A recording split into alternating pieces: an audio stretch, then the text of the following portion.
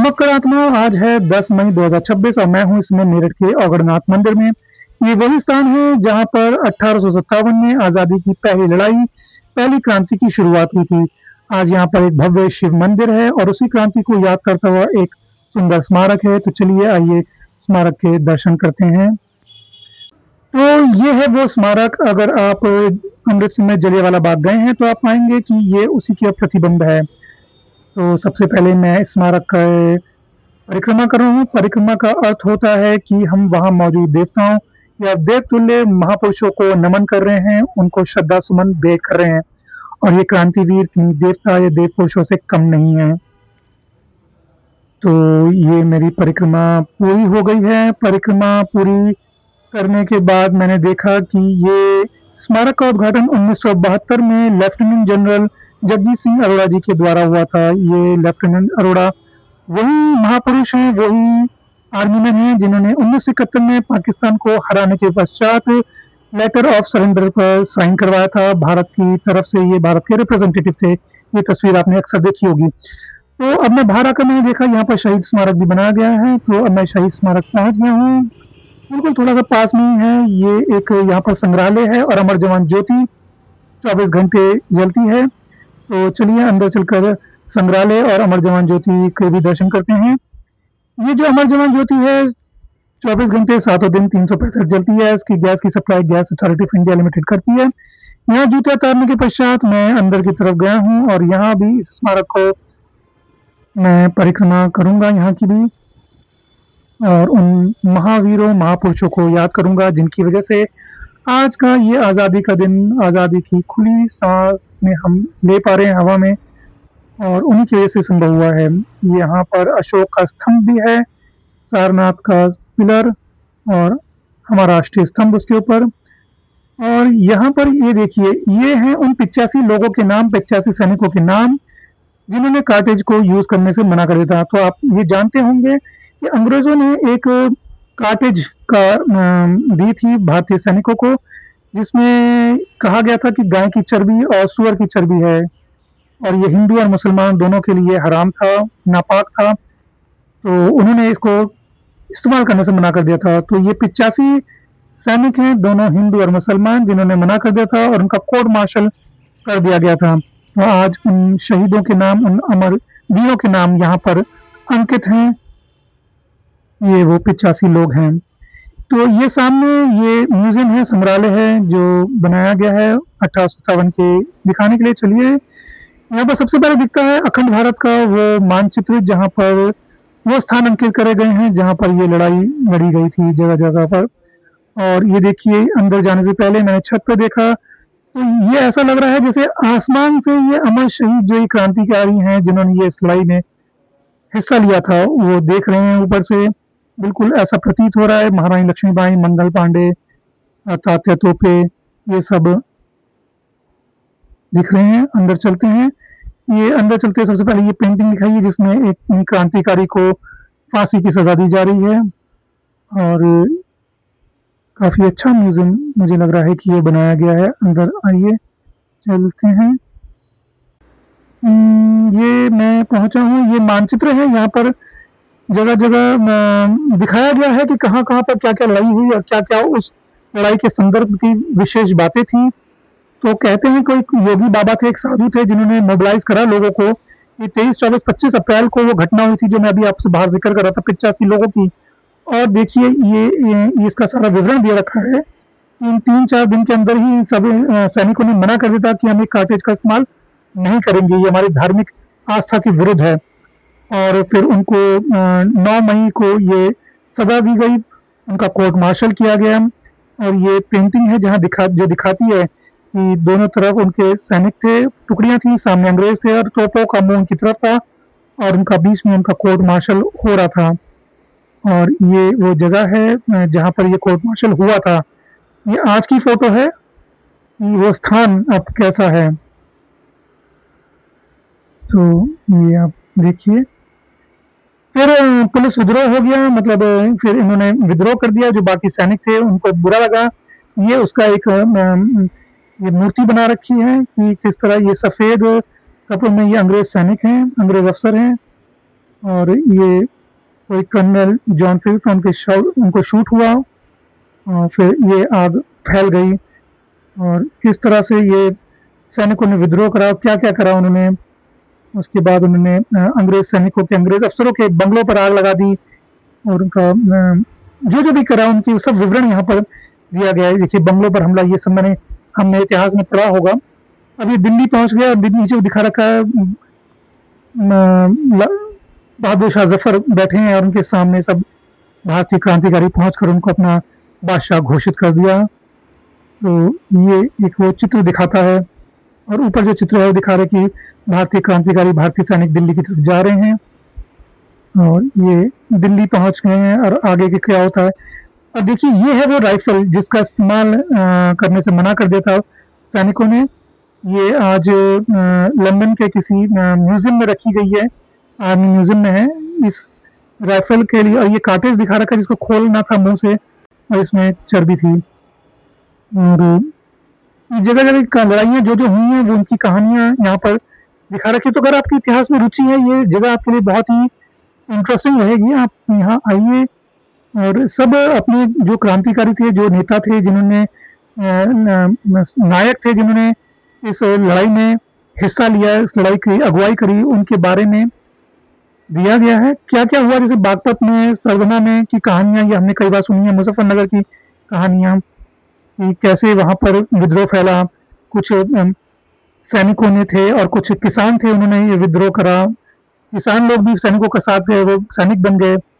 पुल तोड़ दिए गए ताकि अंग्रेज नगर में, शहर में ना आ पाएँ।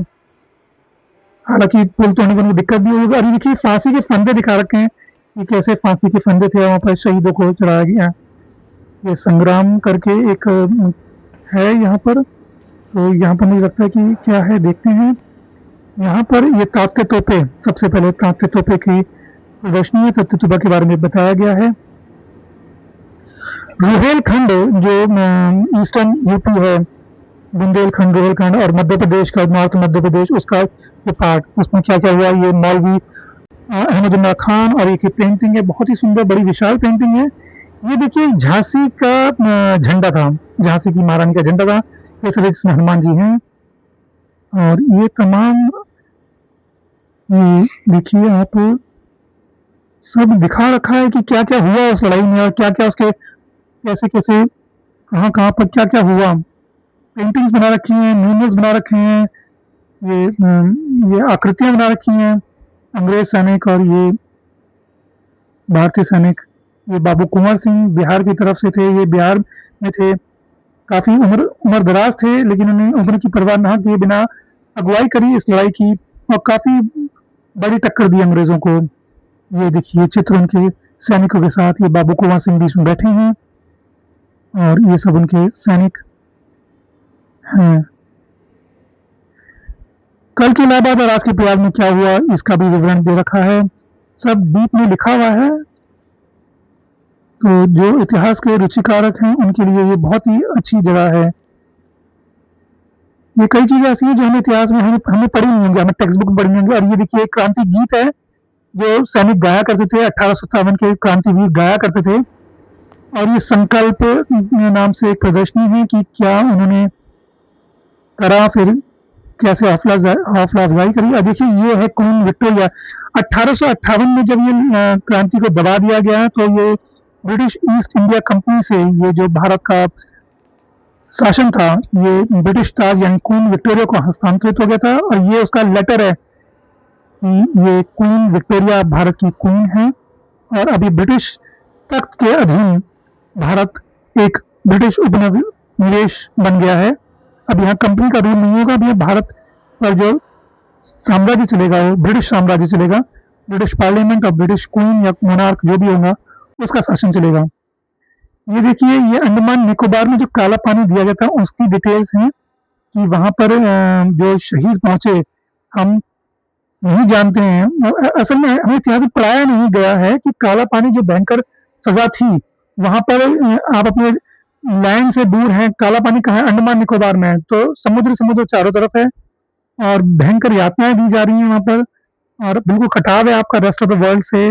तो देश के अलग-अलग हिस्सों से जो अलग-अलग जगहों से, प्रांतों से जो शहीद वहाँ पर आए थे, जो क्रांतिकारी जो उनको काला पानी की सज़ा दी गई थी, उन सबके नाम भी यहाँ मेंशन हैं, यहाँ लिखे गए हैं, अंकित किए गए हैं और ये कहीं आपको टेक्स्ट बुक में, कहीं इतिहास की बुक्स में, किताबों में पढ़ने को नहीं मिलेगा क्योंकि वहाँ तो हमें सिर्फ़ एक वही इतिहास पढ़ाया गया जो तत्कालीन सरकार के नाम माफ़िक था। तो देखिए बहुत सारे नाम ऐसे हैं और हमने इनमें से कोई नाम नहीं सुने होंगे। इतने सारे लोगों को काला पानी की सज़ा दी गई, तो भारत के मानचित्र पे अलग-अलग राज्यों से दिखाया गया कि कौन-कौन से राज्य से लोग गए वहाँ पर। अब ये मैं बाहर की तरफ आ गया हूँ।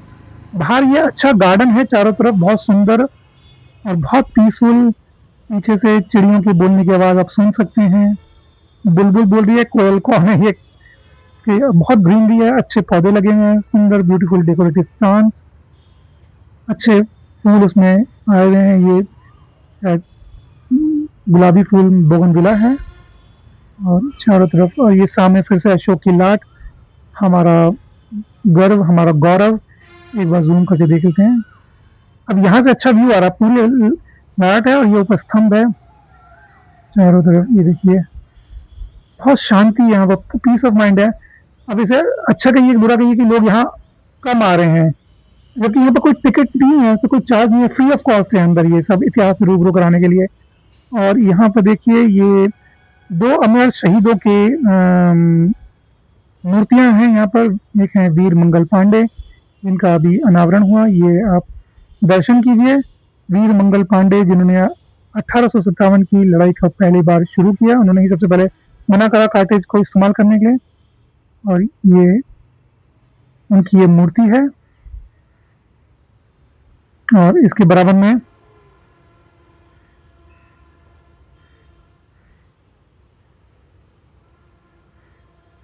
धर्म सिंह गुर्जर की, कोतवाल धर्म सिंह गुर्जर, उनकी आप मूर्ति देख सकते हैं। पीछे आप देख रहे हैं इनकी, ये फूलों की छाया में है, तो ये फूल जो नारंगी रंग के फूल हैं बहुत सुंदर लग रहे हैं। और ये अब शहीदों को नमन करते हुए मैं बाहर जा रहा हूँ। कोई टिकट नहीं है, कभी मैं दोबारा दोहरा रहा हूँ। मेरठ में चूंकि ये क्रांति शुरू हुई, तो मेरठ के लोग बड़े गर्व महसूस करते हैं। जगह जगह ये ऐसे आपको स्मारक चिन्ह दिख जाएंगे।